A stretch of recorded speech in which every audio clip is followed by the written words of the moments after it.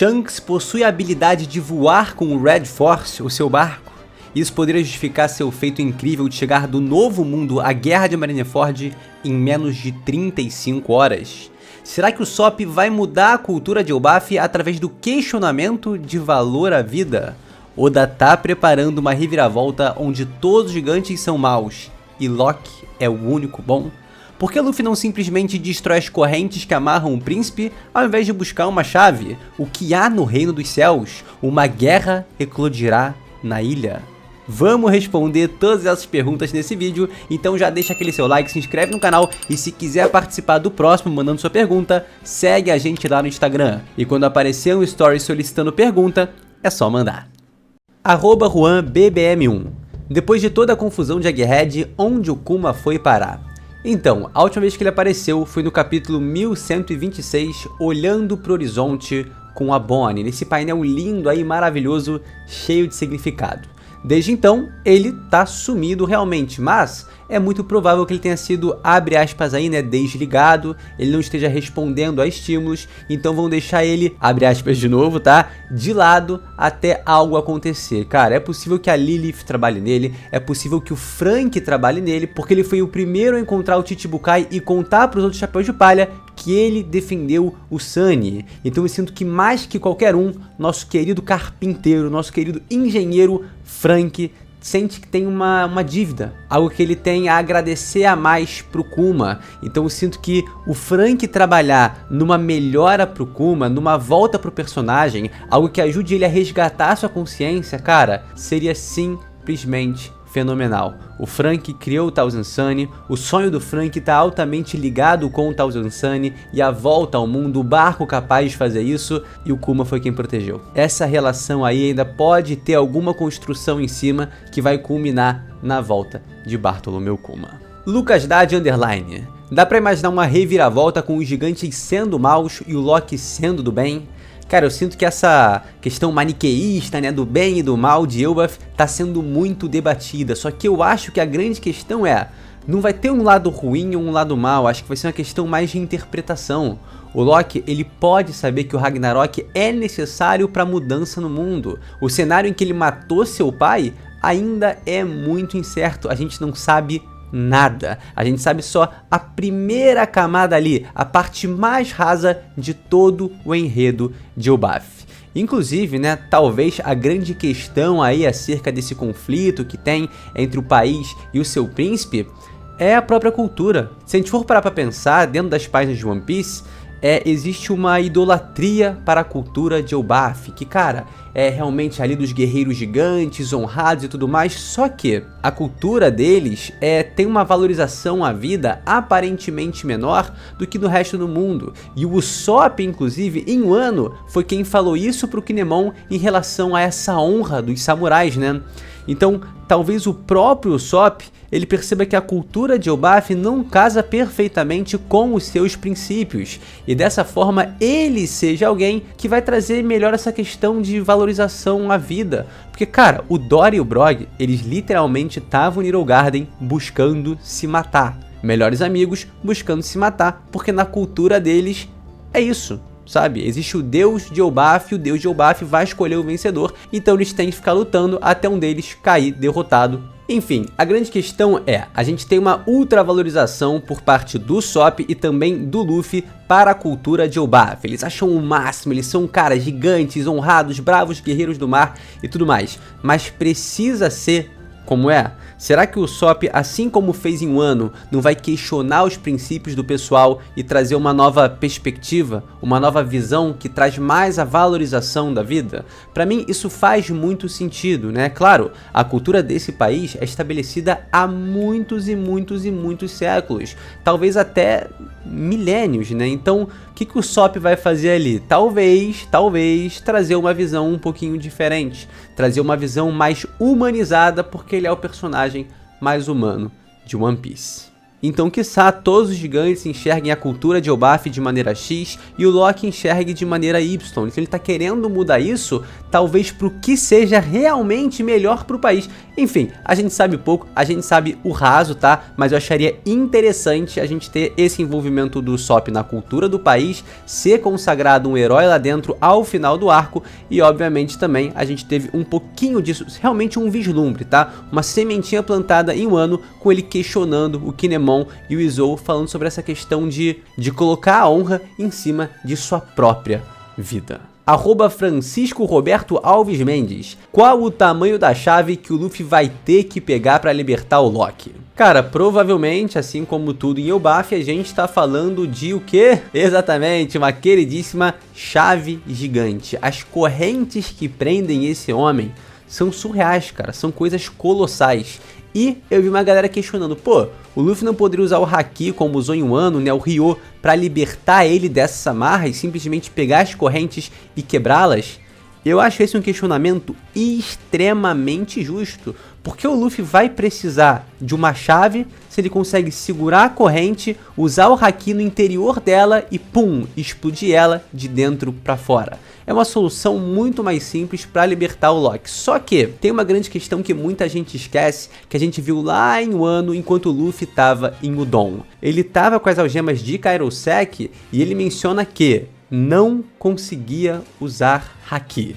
A gente sabe então que as correntes de Kairosek não permitem que o usuário de fruta use Haki enquanto ele está em contato com elas. Então o Luffy, se ele pegar ali a corrente que está amarrando o Loki, ele não vai conseguir usar o Haki. Então ele não vai conseguir segurar ela e quebrar de dentro pra fora, tá? Isso tá bem claro ali, o Luffy deixa bem explícito em suas frases, como a gente pode ver aí passando na tela, e inclusive na sequência, ele tem as algemas sendo removidas e a partir disso, logo de cara, pum, ele vai lançando o Haki.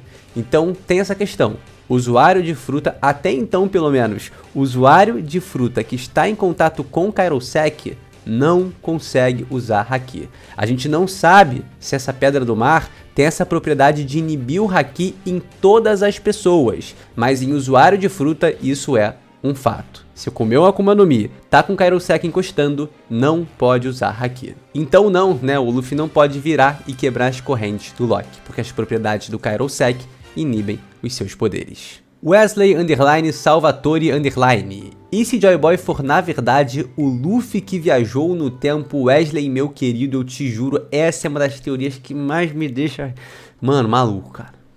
Maluco no sentido ruim mesmo, de tipo, cara, não vamos fazer isso. A viagem no tempo que o Oda trabalhou em um ano foi tão maneirinha, tão legal, tão direitinha. Agora a gente viu, a gente sabe que o Luffy nasceu, a gente sabe que ele tem uma mãe, o Oda já falou que ele tem mãe sim, ele tem um pai ali, o Dragon, ele vai voltar no passado pra fazer... Não faz isso não, cara, isso pra cagar uma história, ó, é um brinco, uma facilidade enorme, sabe? Brincar com linha temporal e retorno na linha do tempo, acabou. É loucura, sabe? Eu acho que não é algo que o Oda vai trabalhar. Cara, tem muito explícito em Wano também. Olha como o Wano é bom, né? A gente tá usando pra vários argumentos aqui durante esse vídeo. E tá lá bem explícito, né? Só dá pra viajar no tempo se for pro futuro. E o que a gente tá fazendo nesse momento, você aí também, é viajar pro futuro. A cada segundo a gente tá viajando um pouquinho pro futuro. A gente só vai pro futuro, não volta ao passado. Então, eu não gosto nem um pouco dessa teoria. Se o Luffy voltar pro passado e o primeiro Joy Boy for ele, papo reto mesmo, cara, eu não sei, se isso acontecer, eu não sei nem qual vai ser minha cara, como eu vou botar minha cara no próximo, eu não sei. @euvinicius Florencio, o que acha que tem no terceiro nível de Elbaf? Cara, a gente viu que no segundo nível, né, o mundo solar tem ali um castelo e tudo mais, etc. Mas eu ainda acredito, tá, que a grande realeza de Elbaf, a grande monarquia da região, viva no nível do céu, né, ali no reino celeste, no reino do paraíso. Então, pra mim, faz mais sentido que seja dessa forma. Mas pode ser que a gente tenha algo em um nível ainda mais incrível. Que seria basicamente a gente ter no reino do céu deuses.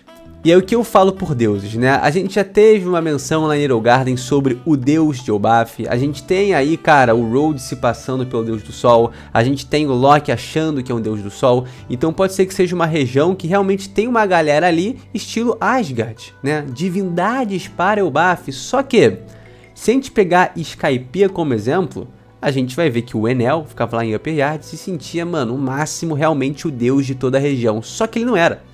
Então, esses caras que também se veem como divindades, nada mais são do que uma monarquia também, né? A elite da elite de Elbaf. Então, eu acho que pode ser uma monarquia bem estabelecida, realmente ali onde o rei Harald ficava, onde o príncipe Loki também ficava, ou vai acabar sendo uma galera ali que se auto-intitula Deus, e claro que não vai ser, né?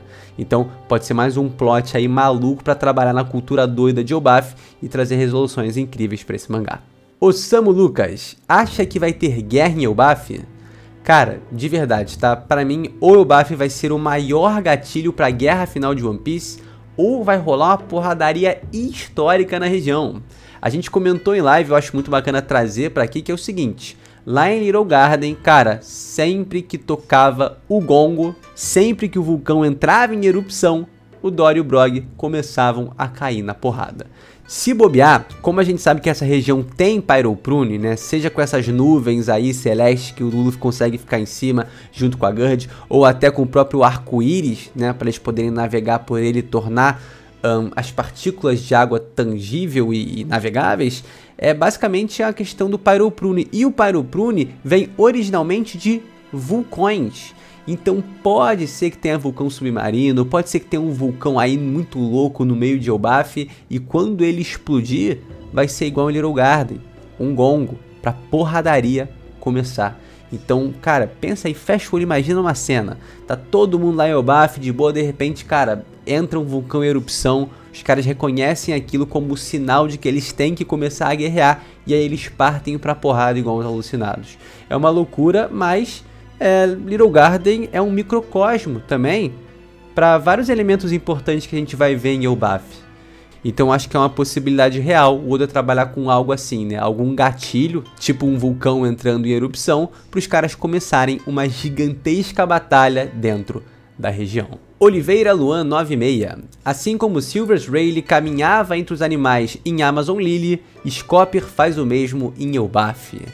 Cara, ô Luan, eu achei muito legal esse teu comentário, porque assim, a gente viu, né, que nele era o Sukaina, quando o Luffy foi fazer o time skip, o Rayleigh passava ali no meio da região com animais gigantes sem nenhum problema. E agora essa figura aí oculta em Elbaf tá fazendo basicamente a mesma coisa, andando pelo submundo ali, tranquilão, relaxado.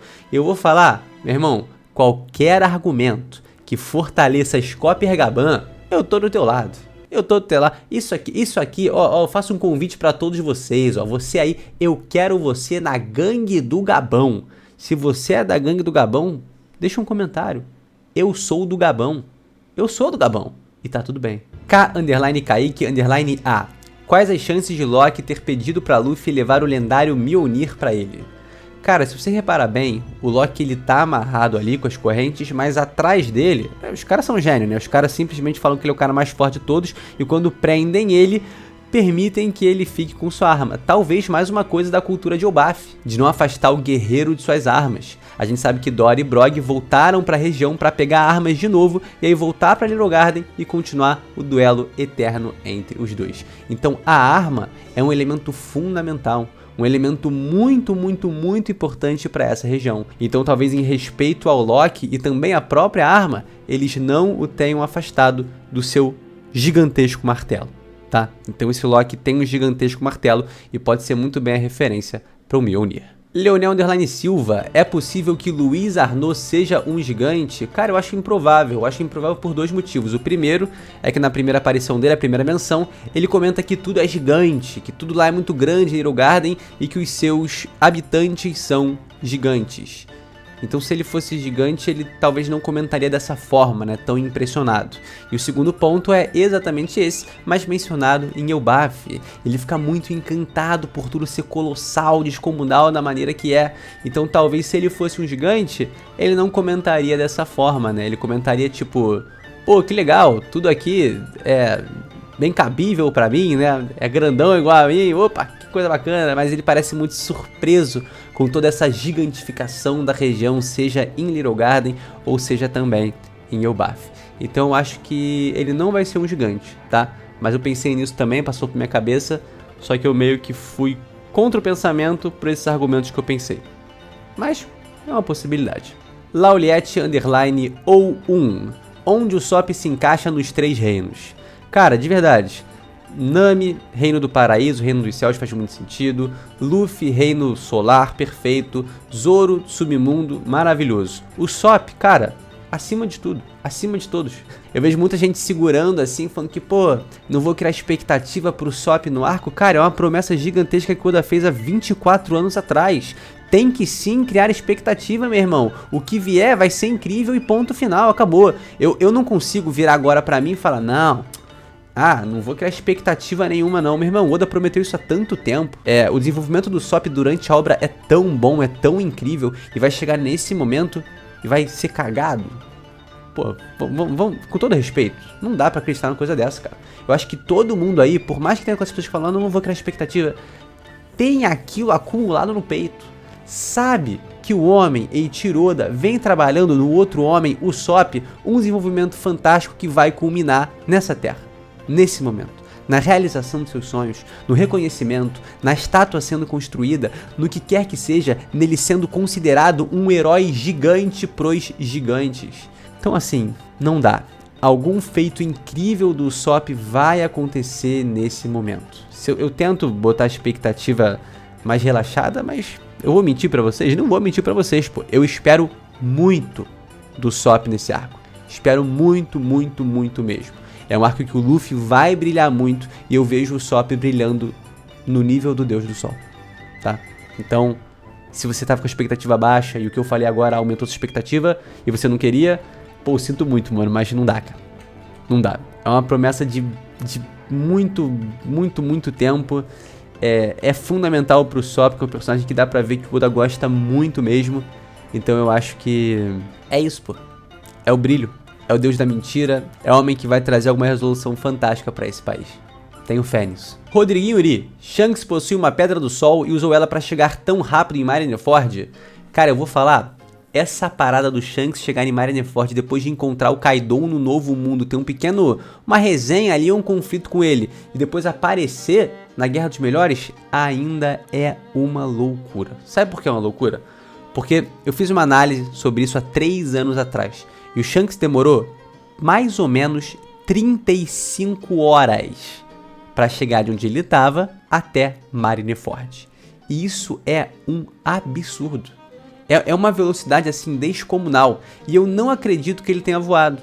Eu acho que faz sentido, né, com essa questão aí do Painter, né, da Pedra do Sol, utilizar isso para conseguir navegar através do arco-íris, mas mesmo assim, cara, o próprio Oda falou que não gosta dessa ideia de voo dentro do seu mangá, né? Então, pô, ele vai colocar a habilidade de voar com um barco pro Shanks? Sabe, eu acho que se for numa região específica como Elbaf, em quem tiver essa questão do arco-íris sendo utilizado e tudo mais, é totalmente plausível. Mas fora disso, no mundo todo, cara, eu acho que é meio contra os ideais do próprio Oda. Ele reclamou que o Sheik tem a fruta da levitação, que isso aí ia complicar a vida dele. Ele falou lá no início que ia ter só 5 frutas que voam, mas depois colocou mais algumas. Mas ele já comentou algumas vezes como esse é um mangá de piratas, um mangá de navegação. Então tem que ter o barco ali, mano, navegando pelos mares, navegando pelas águas. Então eu acho que o Oda não gosta dessa ideia. Eu particularmente, cara, acho interessante, tá? Acho interessante. A gente viu aí o grande Eric, pô, mano, cruzando um arco-íris, uma doideira fenomenal, maravilhosa. Só que, eu acho que mesmo assim, mesmo voando, o barco não iria ir muito, muito, muito mais rápido do que ele navegando. Poderia ir mais rápido, mas chegar em menos de 2 dias, cruzando parte do Novo Mundo, Red Line e tudo, cara, é muita doideira. E é isso, meus queridos, esse foi o vídeo, eu espero que você aí tenha gostado, tá? E te peço, com carinho, com tranquilidade, pra não esquecer daquele like, sério, ajuda pra caramba, assim também como se inscrever no canal, caso você não seja inscrito. Beleza? É nóis, tamo junto demais, e a gente se vê num próximo vídeo. Valeu, tamo junto!